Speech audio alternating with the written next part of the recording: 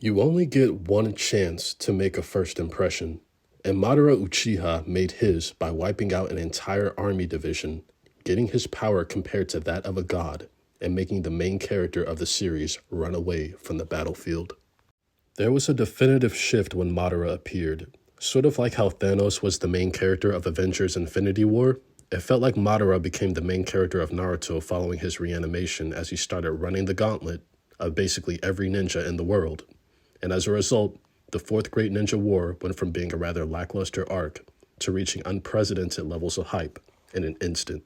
Before he even made his first move, every Naruto fan could feel it in their bones. It's an indescribable feeling when you know something big is about to happen that will change the series you know and love forever. And it's because of years of remarkably brilliant buildup and foreshadowing that have been laid out by author Masashi Kishimoto. Little by little, as the Naruto-verse expanded, Madara's name found itself inextricably linked to every major event of the series.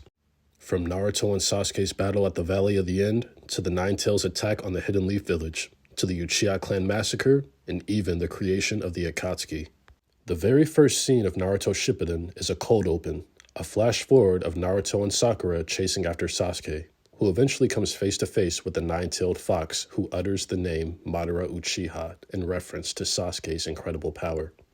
And while Sasuke is dismissive of Kurama here, and reveals he's never heard of Madara before, something in the back of our minds tells us that this is a name to remember, because we'll get to know him real soon, and when he finally pops up, he's going to make you question why the show wasn't named after him. Dedicating the very first scene of the first episode to foreshadowing Madara is a bold move, and it sets expectations almost impossibly high for his character to live up to. And yet, he still managed to not only meet those expectations, but go further beyond what anyone imagined he'd be capable of.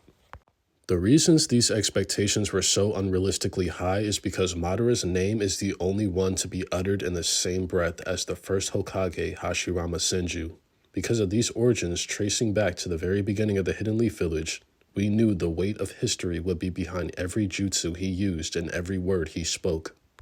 Watching the Sharingan evolve into the Rinnegan, watching him break control of the reanimation jutsu, things we never knew were possible were suddenly happening every episode, and we knew it was only the beginning. Madara had a name powerful enough to make the five Kage tremble in fear, and keep even the most powerful members of the Akatsuki in line.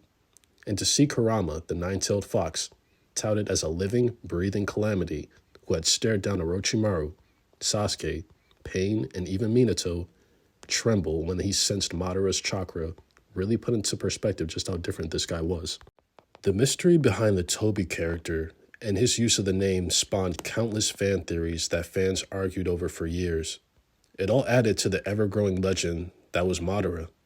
The revelation that Toby was Madara was a game changer, and one of the most iconic moments of the series just because we were excited to learn more about this character. This is character build-up done right. I'm pretty sure all of you remember where you were when you read the chapter that revealed the real Madara Uchiha pulling up on the 4th Division of the Allied Shinobi Forces. I definitely remember where I was, and I remember gasping so loud that people around me turned to look at me. A chapter of a manga had never made me react like that before, and to this day, no chapter has made me react like that again. All it took was a single chapter to redeem the war arc, or at least breathe new life into it. The questions surrounding the identity of the man behind the mask ignited a firestorm of new theories, and most importantly, the Naruto series had found its ultimate antagonist. And don't get me wrong, Orochimaru was an incredible villain, but I feel like he ran his course and left out in a way where it didn't feel like he overstayed his welcome. Pain was also one of the best antagonists in anime history, but felt like he was intended to be central to a single arc and served his purpose for that arc. As for Toby, he was compelling because of the mystery behind his identity and his jutsu. Interest in him immediately dissolved after the real Madara showed up and the mask came off, as he demonstrated a level of power, efficiency, competency, and charisma that the Toby character just never had. And of course, in one of the most iconic scenes in Naruto, or in any anime period, Madara takes on an entire army and makes it look like child's play. One of the great things about Naruto is the lore, particularly around legends. Characters like the Yellow Flash, the White Fang of the Leaf, the legendary Sannin, and Kakashi of the Sharingan, aka Kakashi the Copy Ninja. They're all incredible tales of famous shinobi who earned their status and reputations on the battlefield or in war. And watching Madara rip through the 4th division felt like watching a legend come to life right in front of your eyes. Each jutsu he uses breaks the power scaling of the verse, from launching a fire-style jutsu so massive that it takes an entire squad of water-style shinobi just to neutralize it, to manifesting a Susanoo large enough to dwarf a tailed beast, to revealing that he has access to wood-style and the Rinnegan, and yes, the iconic scene of him dropping 2 meteors on the 4th division.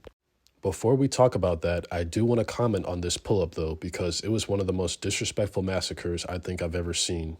And that's saying something given what another Uchiha did in this exact same series. Madara had people praying on the battlefield because they knew what was about to go down. He starts by walking, then picks up the pace to jogging, and then eventually starts running up to them all single-handedly, and in the next shot, all you see is bodies flying everywhere. Now, Naruto is second to none when it comes to showcasing epic hand-to-hand combat. The most memorable fights in this series usually have taijutsu as a consequential part of the battle in some way, shape, or form, but this was taking everything we've seen thus far to the next level. Not only did Madara know what he was doing, he knew what everyone else was doing before they even did it, before they even thought it.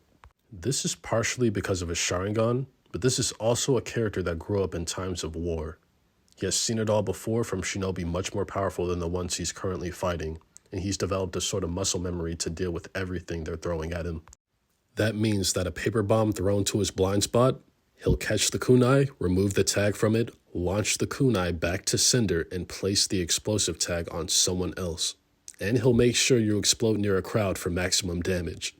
And if you're traveling underground for a sneak attack, thinking he's occupied with the thousands of shinobi around him, you'll still resurface only to end up with blades through the chest.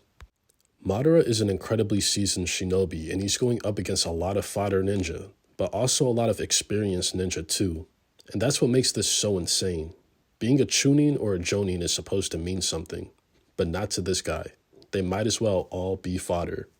And that just highlights the colossal gap in experience and power, and time, that even the most elite shinobi would not be able to close. And now back to the meteor. Yeah, as if getting tossed around like ragdolls wasn't enough, Madara decides to casually break the power scaling of the entire Naruto verse by pulling a meteor from the upper atmosphere. And the way he does it is so incredible. It's like art. He puts Kabuto in his place with one of my favorite quotes. He tells him, "Do not misunderstand it. This is not power of your creation." And did I mention how cool his voice is here? It's phenomenal. And he summons his Susanoo with 2 faces, each of them wielding hand signs along with Madara. It is absolutely spectacular to watch him open a frightening new universe of power we never knew was even possible in the Naruto series. And upon seeing that meteor, an entire army, 2 of the 5 Kage, and the main character of the series are all frozen in terror. Naruto himself is looking up in the sky like, this cannot be the same show I am the star of, the same show I was in 5 episodes ago. We must have crossed over into Dragon Ball or something, because it's going to take a Kamehameha or 2 to blow that thing up. And the craziest part is, Naruto actually runs away. I have never seen Naruto run away from a fight before, and I don't think anyone even blamed him. Even if he wasn't a shadow clone, even if he had full chakra, this version of Naruto was leagues under Madara. They all were.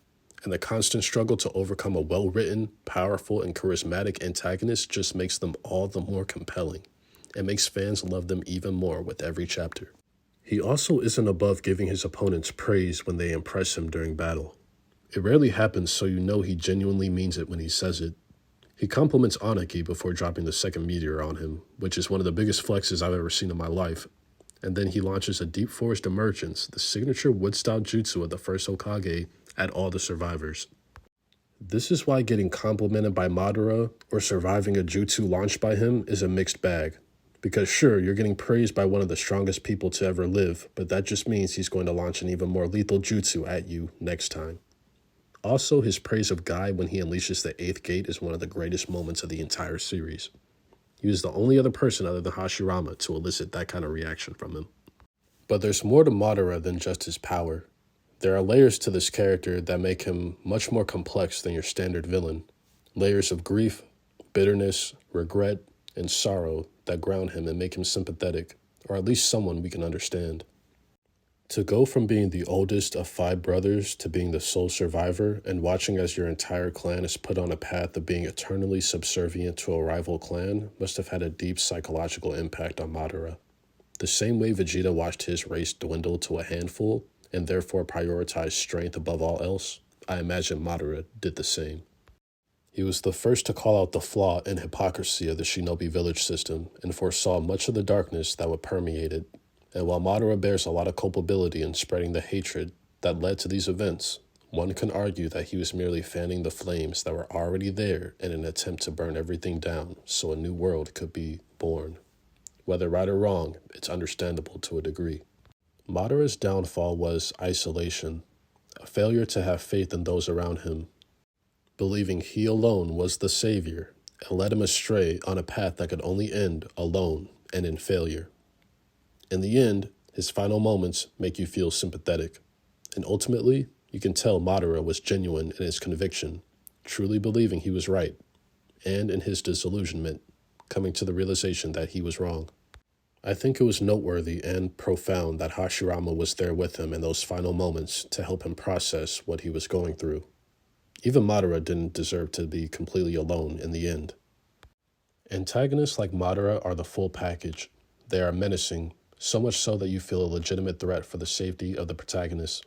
They are charismatic, able to hold your attention for multiple episodes without making you even miss many of the other main characters. They are competent, able to optimize their power and intelligence to reach their goals even when the protagonists stand in their way. They are powerful, able to give the hero something to strive to match or overcome. And they are compelling, able to make you understand their motives, sympathize with them, or even root for them. It's a scary combination when a villain possesses all of these qualities, but it certainly makes for a fun, very memorable character. But that does it for this video. How do you feel about Madara Uchiha? Is he your favorite Naruto character, or is he just one of your favorite characters in general? And did he leave a lasting impression on you? Leave your comments down below, and let me know what other characters I should do a video on. It can be about Naruto or any other anime. And as always, thank you for watching.